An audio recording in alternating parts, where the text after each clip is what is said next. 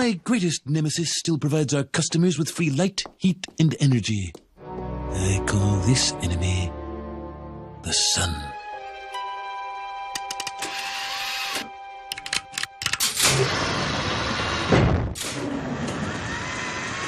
Since the beginning of time, man has yearned to destroy the sun. I will do the next best thing. Block it out.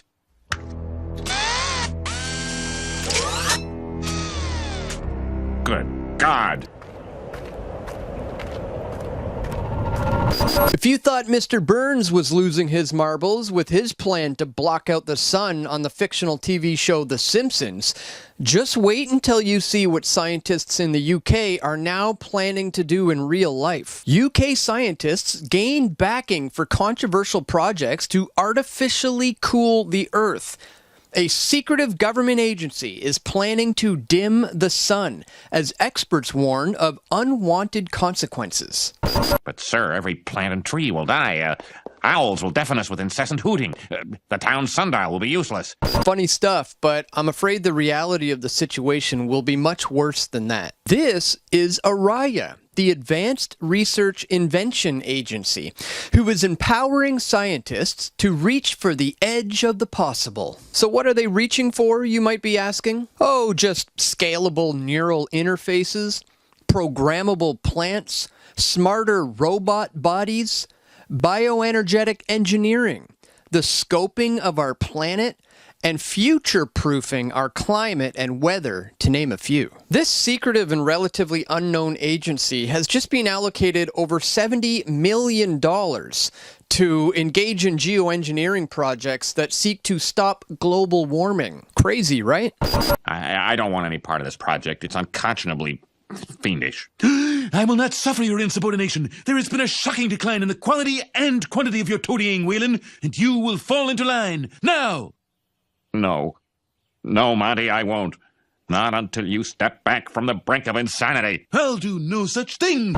These UK scientists need to step back from the brink of insanity as well, but at least they're telling us about it this time. Did you know that Operation Sea Spray was a 1950 U.S. Navy secret biological warfare experiment in which Serratia marcescens and Bacillus globecki bacteria were sprayed over the San Francisco Bay Area in California in order to determine just how vulnerable a city like San Francisco may be to a bioweapon attack.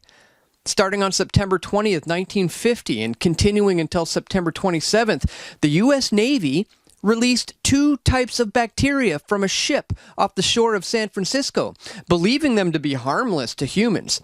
Based on results from monitoring equipment at 43 locations around the city, the Army determined that San Francisco had received enough of a dose for nearly all of the city's 800,000 residents to inhale at least 5,000 of the particles. Then on October 11th, 1950, 11 people checked into a hospital in San Francisco with a very rare and unusual urinary tract infections. One of those patients died 3 weeks later with a heart valve infection. No wonder this experiment was kept so secret. In 1976, the UN held a convention on the prohibition of the military or any other hostile use of environmental modification techniques. But this isn't hostile, so it's okay, right? I mean, it's not like they continued with secret experiments like this, right? April 10th, 2024, a secretive experiment released salt crystals over San Francisco Bay. Could it help curb warming? That's right, folks. Just last year, scientists from the University of Washington gathered in a semi-clandestine fashion on the deck of a decommissioned aircraft carrier in the San Francisco Bay, leading an experiment that was intentionally kept under the radar to minimize public backlash. The team started up a high-powered spraying machine and shot microscopic salt aerosol particles hundreds of feet into the morning air. Well, now this secretive UK agency is working on what they call marine cloud brightening, which involves ships spraying salt water into the sky to enhance the reflectability of low-lying clouds. Not only have we seen this type of behavior before, But some people have actually confronted the pilots who are carrying out these cloud seeding operations. And in one case, they caught the interaction on video. We are tired of you dumping heavy metals all over our county. Okay. Yeah. Well, I'm not the one to talk to about that. No, but you are, but you're the one that's doing it. So I've been taking rain samples. I have over 20 samples. And every time you fly, we get high amounts of aluminum, barium, strontium, titanium, magnesium. So I want to know, are you aware of what you're doing? I know you think it's like to increase water supply for Turlock and Modesto, but it's not really happening. Yeah, you can talk to them I've tried. about that. I've called them and they're not calling me back. So we're now getting really involved and now we're going to bring something legal against your company. Okay, well, you can talk to them about that for I sure. know, but I want you to know though, like, we are real people underneath what you're doing. You spray right over our houses. We hear you. We know you. We see you. We're watching your planes and your patterns, okay? Yeah, it's twice I get today that. now. You did 2 flights. 2 yeah, 3-hour it's flights. public knowledge, yeah. It's not really though. That's the problem. And that certainly is a big part of the problem, which may eventually backfire on them. Take that, Boulderama! Take that, Convenient Smart! Take that, nuclear power plant! Oh, fiddlesticks.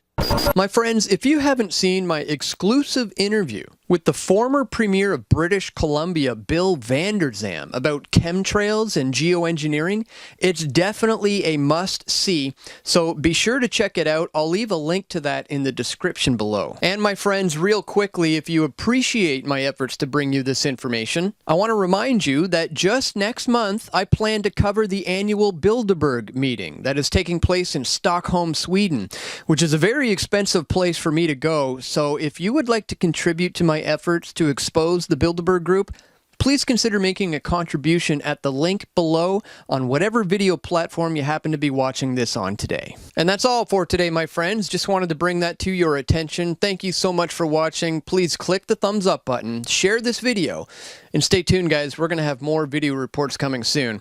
This is Dan Dix reporting for Press for Truth. We all want truth.